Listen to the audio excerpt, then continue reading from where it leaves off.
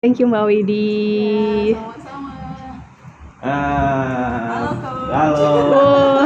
luar biasa nih sharingnya. Ya, Kita Coach, diskusi luar santai biasa. dulu. Oke, Coach. Karena udah selesai poin yang didapat, yang mau didapat udah dapat, yang poin yang udah dapat mau dapat ya. Tapi mau sharing-sharing silahkan.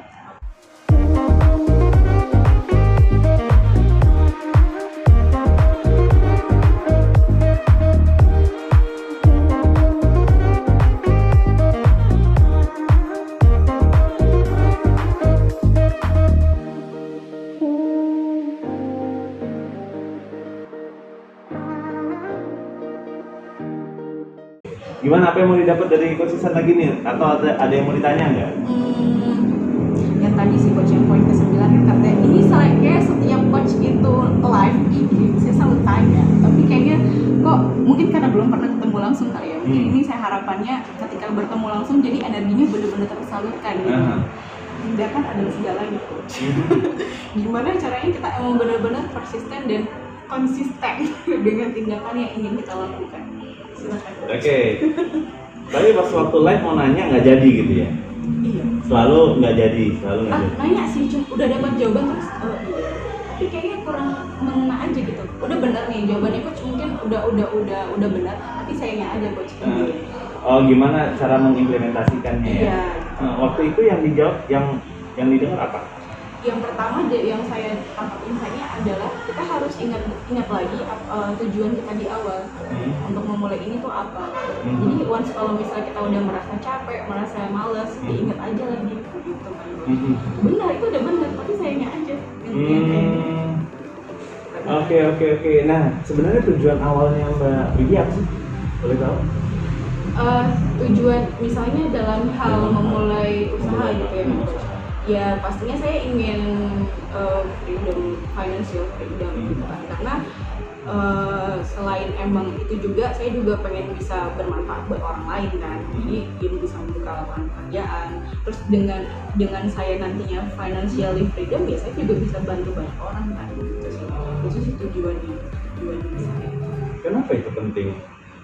Kenapa itu penting? Karena dengan saya melakukan hal itu, saya merasa hidup saya lebih bermakna, Coach. Iya, merasa terisi terus rasanya. Gitu. Merasakan hidup lebih bermakna ketika membantu orang dan memberikan lapangan pekerjaan bagi orang lain gitu ya. Betul, Coach. Oke, selain makna yang didapatkan tadi, makna apa lagi yang selama ini didapatkan? Selain itu juga ya masih seputaran tentang kebermanfaatan itu sih, Coach. Ketika saya itu bermanfaat buat orang, saya merasa kehadiran saya itu bisa berpengaruh untuk kehidupan orang lain, saya merasa senang gitu. Ada hal lain nggak? Misalnya tadi kan tentang memulai usaha. Ketika memulai usaha, tujuannya bisa financial free dan juga tentunya membuka lapangan pekerjaan, membantu orang banyak, dan itu menjadi bermakna gitu ya. Nah, selain tadi yang membuka lapangan atau memulai usaha, apalagi yang selama ini dilakukan tapi tetap mendapatkan makna atau manfaat? Yang saya lakukan ya sampai hari ini sih yang pengen kalau misalnya dari profesi saya kuliah gitu kan, Coach, saya pengen jadi psikolog. Itu salah satu cara saya supaya bisa bermakna juga buat orang lain. Nah, sudah dilakukan selama ini? Belum. Oke, yang sudah dilakukan sehingga Mbak Widi mendapatkan makna, merasakan memberikan manfaat. Mungkin dengan saya diberikan kesempatan untuk jadi trainer ya di salah satu organisasi yang saya geluti. Di kesempatan dan di momen saya jadi trainer itu, saya bisa berbagi banyak hal buat peserta training di situ. Dan itu ya benar-benar kayak ngasih energi yang positif buat saya. Dan itu terus dilakukan sampai hari ini? Iya, masih terus dilakukan. Jadi di training itu benar-benar sama sekali nggak ada nggak ada dibayar misalnya kayak gitu kan, Coach. Tapi ya dengan senang hati dan rasa bahagia saya datang ke situ, saya share apapun yang saya punya, itu udah benar-benar membuat saya penuh aja. Karena memang merasa bermanfaat bagi orang lain. Iya, itu salah satu medianya sih, Coach. Oke. Nah, sekarang aspek yang tadi memulai usaha itu kan kenapa ya Coach kok nggak bisa dipraktekkan konsisten tadi ya gitu, gimana cara bisa komitmen gitu kan, itu belum dilakukan. Sudah pernah dicoba, cuman kok kayaknya godaannya banyak ya coach. Iya, sehingga tidak konsisten tadi. Iya. Oke. Nah, oke. Pertanyaannya mau sampai kapan bisa berbagi ke tren apa ke mahasiswa yang mendapatkan manfaat dari ini? Kalau mau sampai kapan sebenarnya kan kalau dari segi waktunya sendiri nggak ada batasan ya coach ya. Tapi ya harusnya sih saya bisa berkontribusi lebih lagi sih. Jadi nggak sampai kapannya, bukan pada apa namanya konteks waktu atau durasi, tapi saya mau berbuat lebih lagi ya. Harus ada yang bisa saya dengan apa itu, kontribusi apa lagi yang mau diberikan? Mungkin ya dengan, nah jadi berkaitan dengan yang ingin memulai usaha tadi coach. Jadi saya bisa ngasih sharing ke teman-teman mahasiswa bahwasannya berwirausaha itu penting. Jadi ya mungkin mereka juga bisa punya perspektif, bisa punya satu frekuensi dengan saya, dengan apa yang saya ingin lakukan gitu. Jadi financial freedom itu kita bisa melakukan apapun yang kita mau dan yang kita inginkan, terus ya bisa ngebantu banyak orang. Karena kan coach, kalau di organisasi saya sendiri itu kayak tidak ada nilai-nilai seperti itu sih, kemandirian yang seperti itu kayaknya kurang ditanamkan. Padahal kalau misalnya kita ingin punya peran di suatu lingkungan, kan harusnya ya kita sudah bisa independen dulu. Gitu kan coach. Terus menarik. Sejauh apa yang Mbak Widi sudah sampaikan betapa ini penting di organisasi ini? Ya saya bilangnya ini organisasi non-profit gitu kan, yang artinya kita yang harus berkontribusi ke masyarakat, kasih sesuatu ke orang banyak. Nah kalau misalnya dari diri kitanya sendiri belum settle, gimana kita bisa memberi? Yang ada malah kita malah memanfaatkan situasi dan kondisi loh, gitu saya bilang. Nah untuk bisa melangkah sejauh itu juga, yang pertama kita harus matang dulu nih, kita mesti tahu kebutuhan kita apa, sehingga kita tahu apa yang bisa kita lakukan gitu sih coach. Jadi berkaitan juga dengan major saya gitu loh, knowing yourself first gitu yang selalu saya bilang ke teman-teman. Karena emang ketika pas training pun coach, mereka nggak tahu loh apa yang ingin mereka lakukan setelah itu, yang harusnya mereka kontribusikan ke tempat mereka asal itu, mereka nggak tahu, kan itu bahaya. Ntar mau jadi apa gitu. Nah seperti apa orang mendengar ya ide dan gagasannya Mbak Widi? Nah setiap selesai saya menyampaikan sesi saya selalu minta input dari mereka, menuliskan kesan gitu. Rata-rata sih baru kali ini loh gitu sih coach. Saya dikasih pemahaman yang kayak gini karena selama ini mungkin materi yang saya dapat hanya berputar pada organisasi itu sendiri tanpa ada nilai-nilai yang seperti ini gitu. Yang tanpa sadar kalau saya nggak dapat ini yang kakak sampein, saya nggak tahu nih saya bakal gimana. Nah, bagaimana dengan pengurus yang lain mendengar? Gimana ya coach? Karena mungkin mereka sudah punya prinsip sendiri kali ya. Jadi menurut saya kadang mungkin gagasan saya ini di underestimate mungkin. So idealis loh. Gitu sih mungkin coach. Jadi hal-hal yang tadi nilai mungkin bukan di luar ya, tapi bagaimana memandirikan diri ya, itu belum diterima sepenuhnya oleh teman-teman lain ya. Karena untuk mendapatkan dana untuk menghidupkan organisasi juga masih bergantung. Iya. Tapi itu bahaya. Itu akan memunculkan tindakan-tindakan negatif lain yang mungkin salah satunya tanpa sadar kita melakukan korupsi mungkin. We don't know kan. Iya. Akhirnya terlatih ya. Benar. Wah luar biasa, menarik ini Mbak Widi pengalamannya. Nah, oke, berarti durasinya ini tadi kan ada bahas ya, durasinya mau berapa lama, pasti harusnya sepanjang mungkin. Tapi kapan itu mau diberhentikan? Yang mana tuh coach? Yang Mbak Widi lakukan kapan itu? Kan terakhir kalinya kapan ini pengennya ketika saya punya ini aja, saya punya jadi training saya itu ya coach, punya penerus aja. Oke, kapan bisa berpikir kapan ada pengurusnya, penerusnya? Penerusnya. Saya mungkin kira-kira dalam minimal ya 1 atau 2 tahun lah. Maksimal. Maksimalnya Maksimal. Iya. 1 tahun. 1 atau 2 tahun. Karena itu kan akan berpengaruh ke diri saya sendiri kan untuk segera merealisasikan ini. Dari 1 sampai 2 tahun, milih yang mana nih? Lebih ke mana contohnya? 1 atau yang 2 tahun?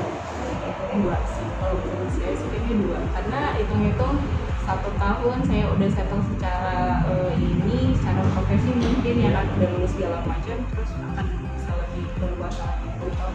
2 ya? 2. Maka 2 tahun lah kita akan mendengar Mbak Widi sukses memulai usahanya. Wah.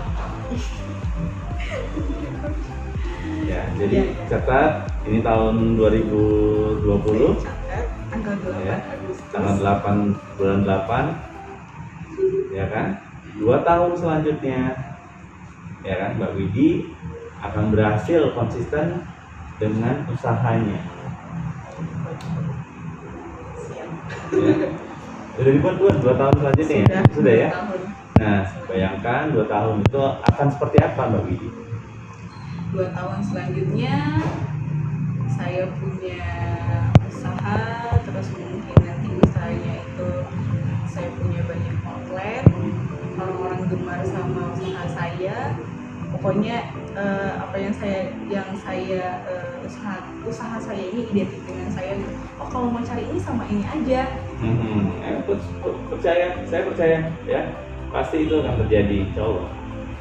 2 tahun dari hari ini, ya kan, usaha itu akan terjadi karena kita benar-benar membayangkan begitu dekatnya, begitu nyatanya bahwa itu akan terjadi. Iya. Itu paling penting. Benar. Dan yang pasti ketika kita sudah meninggalkan karir kita sebagai trainer tadi bagi Mbak Widi ya. Nah, jadi siap untuk berkarir di apa yang ingin dibangun nantinya ya, contohnya di usaha tadi ya. So, 1 tahun ini 2020 ke 2022 ya jadinya. Nah, itu ngapain? Selain menjadi trainer tadi? Yang pasti kalau kan saya masih ini ya dalam tahapan saya kuliah, jadi ya udah selesai kuliah, terus juga saya mulai menjajaki usaha saya ini, bereksperimen mungkin, trial and error. Terus saya bakal terus mempromosikan usaha saya, membantu orang gitu, bikin apa ya, misalnya contohnya tuh kayak bikin tutorial atau kelas entrepreneurship. Itu bisa dilakukan setelah 2 tahun. Iya. Nah, jadi kan pertanyaannya di awal, bagaimana membuat itu konsisten? Itu akan bisa konsisten di 2 tahun nanti. So, kalau melakukan hal itu lebih cepat, maka pasti tidak akan konsisten. Karena pilihannya 2 tahun. So, kalau mulai besok coach, saya mau buka, nah pasti konsisten. Ya, jadi dalam kondisi yang kita mau ya mungkin mempersiapkan ya usahanya biar lebih matang. Nah, tapi karena 2 tahun ini sangat panjang, so ya mungkin kalau survei, mungkin buat riset, datang mungkin jumpai orang-orang yang udah punya usaha, berbagi dan mendapatkan manfaat dari sharing itu mungkin bisa dilakukan. Tapi kalau fokus bagaimana melakukan usahanya, karena Mbak Widi ingin memulainya di 2 tahun setelah ini, maka itu akan bisa konsisten di 2 tahun setelah ini. Jadi jawabannya dapat ya. Kenapa kita tidak bisa konsisten? Karena kita memang niatnya mulainya di 2 tahun. Mindset lagi ya. Iya, mindset lagi. Nah, yang kedua, gimana coach, kan saya mau usaha ini bermanfaat dengan tadi tuh ada yang saya bisa lebih bagi ke trainingnya atau peserta trainingnya gitu ya. Sementara saya belum mulai kan gitu ya, belum ada. Ya selama itu ya tidak bisa. Selama itu tidak bisa. Gitu. Kecuali tadi kembali kalau coach ya saya besok mau mulai, pasti konsisten dan bisa dibagi juga. Kan pilihannya masing-masing ya, balik ke masing-masing. Nah, berarti kan ada sesuatu yang diselesaikan di antara hari ini dan 2 tahun ke depan. Nah, yang harus dikonsistensikan adalah yang itu.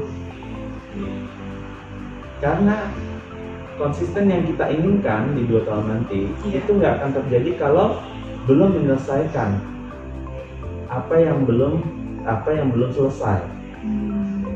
Ya, maka fokusnya adalah bagaimana kita konsisten untuk bisa selesaikan itu. Coach, gimana? Saya punya tantangannya. Tulis hambatannya apa sih, ketidaknyamanan kita apa. Kemudian sudah tulis 10 atau 5 yang kita tuh nggak nyaman sama ini, makanya kita nggak oke gitu. Selalu selalu menghindar. Ya. Lalu kita udah yang lain deh.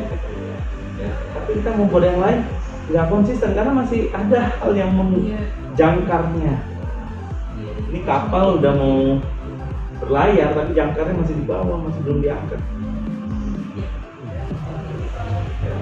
Di kebun gitu ya, pakai boot atau apapun gitu ya, habis bensinnya gitu ya, habis ininya gitu, bahan bakarnya gitu. Tapi kapalnya nggak gerak. Jadi angkat jangkarnya ya. Apa permasalahannya dalam mengangkat jangkarnya? Buat ketidaknyamanan kita apa aja sih? Dissatisfaction itu hal yang utama. Hal pertama dalam kita bisa berubah. Artinya dari yang tadi kita abaikan, sekarang kita selesaikan. Karena itu akan penting untuk menyelesaikan hal yang lebih penting lagi. Ya, jadi catat 5 hal, boleh sambil dicatat apa yang membuat kita nggak nyaman sama itu, sama hal itu. Yang pasti bukan training ya, kalau training kan senang ya, nyaman karena bermakna, bermanfaat. Nah, apa kegiatan yang menghambat selama ini ya, buat ketidaknyamanannya. Maksudnya tuliskan apa yang membuat kita tidak nyaman.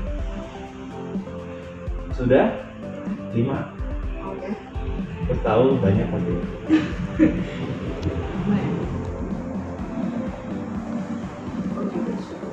Ini harus disetelkan dulu. Misalnya kayak tadi yang selesai kuliah kan. Terus dari selesai kuliah tuh kayak akan pasti nggak bisa kemana-mana pastinya. Yang harus diselesaikan lah buat lainnya. Terus yang tadi overthinking kan, yang overthinking tadi ya artinya jadi nggak bisa ngapa-ngapain atau freezing. Dampaknya apa? Ya artinya nggak kemana-mana, di situ aja, nggak berkembang. Terus dari situ dia semakin jauh dari tujuan. Udah gitu kalau semakin jauh dari tujuan dia otomatis nggak nyampe di situ aja. Menurut saya kayak ya main aja gitu. Ya, 2 tahun terlewati tapi dengan kering. Nggak ada itu yang 2 tahun itu harusnya bisa berbuat sesuatu yang bisa dipakai. Iya. Dengan menulis jadi lega nih. Jadi benar-benar paham ya. Jadi benar-benar ini kayak gini harus saya tinggalkan deh. Udah tahu deh. Mantap. Ini kayaknya nggak ngasih impact apa-apa ke saya yang lebih baik Iya. saya tinggalkan ini. Gitu. Siap. Mantap. Gitu. Nah, Mbak Widi yang tahu ya, dan Mbak Widi juga tahu apa visinya. Ya. Nah, jadi visi itu penting. Jadi pertama dissatisfaction-nya apa? Tadi kan dissatisfaction, ketidaknyamanan. Kemudian visinya apa? Ya, visinya ketika ketidaknyamanan ini kita selesaikan, kita hindarkan, mungkin kita harus lakukan apa? Ya, Mbak Widi yang paling tahu. Maka visi apa yang nanti akan didapatkan? Coba visi atau gambaran Mbak 2 tahun ya, 2 tahun ke depan seperti apa?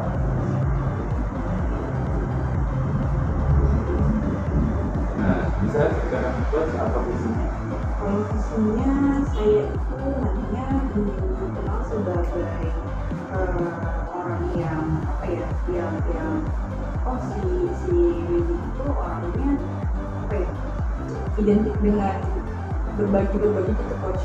Jadi makanya saya pengen dikenal sebagai entrepreneur nantinya, pengusaha yang ini suka membantu loh gitu. Ntar kalau misalnya selain daripada bidangnya itu sebagai sarjana yang bergerak di bidang psikologi juga, saya pengen punya apa ya, platform yang kiranya tuh bisa layanan konseling gitu.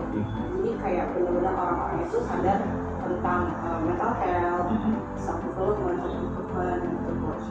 Dan belasan adalah saya pengen punya platform juga, sekolah gitu, ya yang bergerak di bidang entrepreneur, tapi yang humanis coach. Jadi kita jadi entrepreneur itu ya tujuannya berubah. Jadi saya pengen branding diri saya berbagi lagi. Saya punya kayak sekarang ini saya punya platform kayak podcast sama Instagram, cuma berbagi dengan isinya itu sih. Bagaimana rasanya ketika melihat, mendengar, dan merasakan isi yang tadi disampaikan? Gimana yang di dalam dirinya ini? Kayak, ayolah kita sendiri yang nggak perlu kita ambil aja supaya bisa mencapai ini. Semakin terpunya apa ya, terdorong jadi semakin clear nih, oh ini harus kayak gini. Oke, satu kata apa yang ingin Widi ya sampaikan, bahwa Widi itu sebagai apa sih? Satu kata mewakili diskusi tadi. Satu kata identitas saya itu satu kata yang mewakili unsur tadi. apa ya?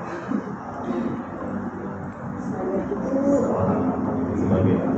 saya seorang yang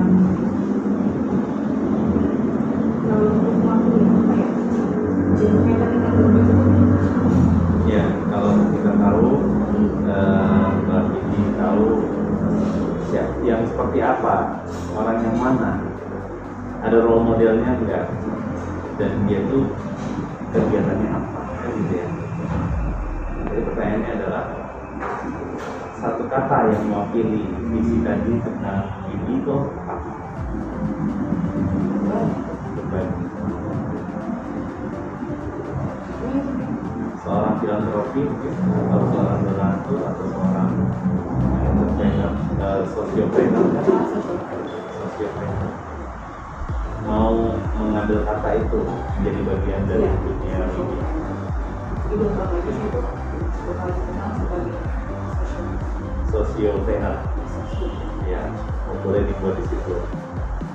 Dan divisinya menjadi sosiopreneur ya, Widi as sosiopreneur.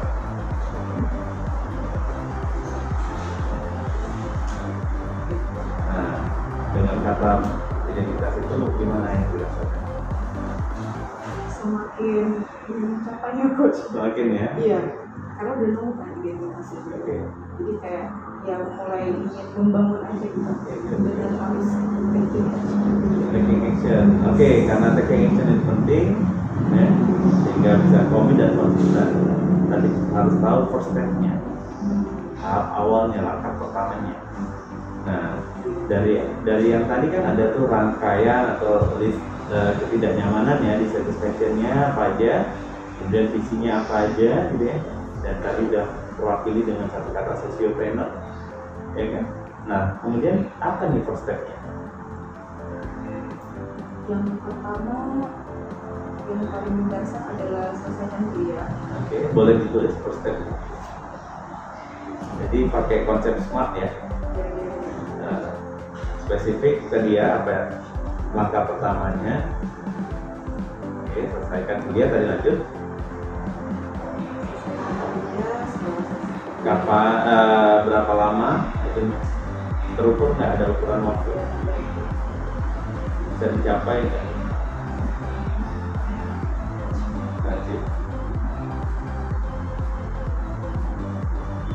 Result oriented ya. Result oriented itu hasilnya seperti apa sih gitu setelah selesai kuliahnya gitu.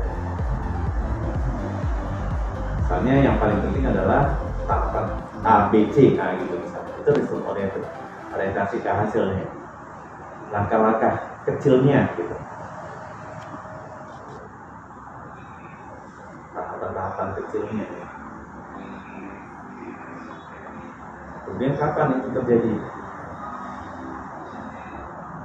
Ada time bound-nya.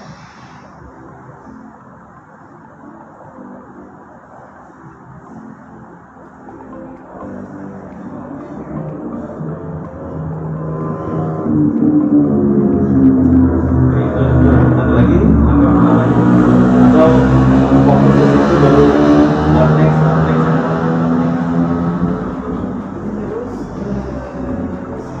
Kalau misalkan kan yang Oke, good. yang selanjutnya adalah saya mau berikan error gitu. Oke. Untuk maksudnya untuk Kenapa harus trial error? oh berarti salah. Iya. Ini apa Riset. namanya riset. Oke. Iya. Saya mau riset jangka waktunya kira-kira maksimal 1 sampai 2 bulan.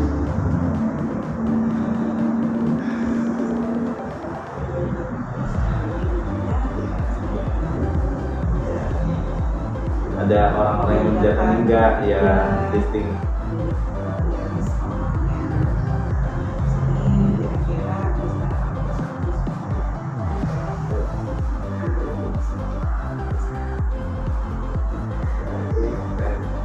Lagi.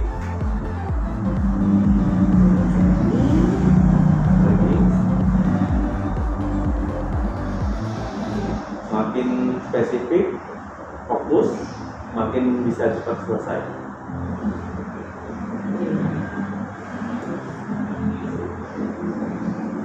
Yang lainnya berarti nggak penting. Kalau yang di first step ini yang penting. Kalau mulai menggunakan platform saya tadi. Oke.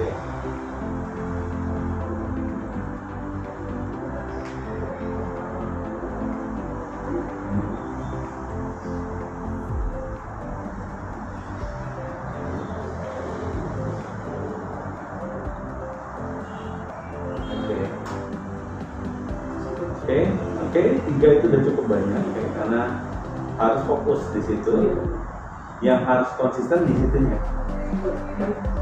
Good. Oke, tadi sudah menuliskan apa? Buat di sini ada rumusnya, ya. Rumus formula perubahan atau transformasi. Ya.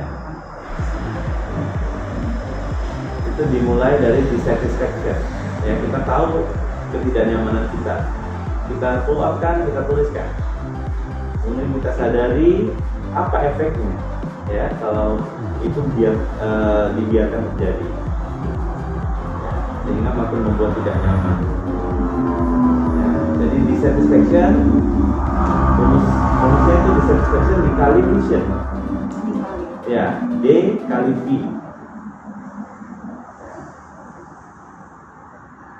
Kemudian kali FS, first step.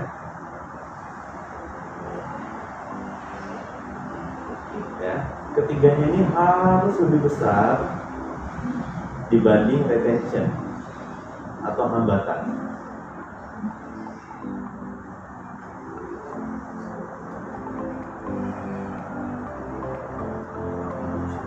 Ya, atau retention tadi ya. Jadi dissatisfaction atau D kali V kali FS harus lebih besar daripada R.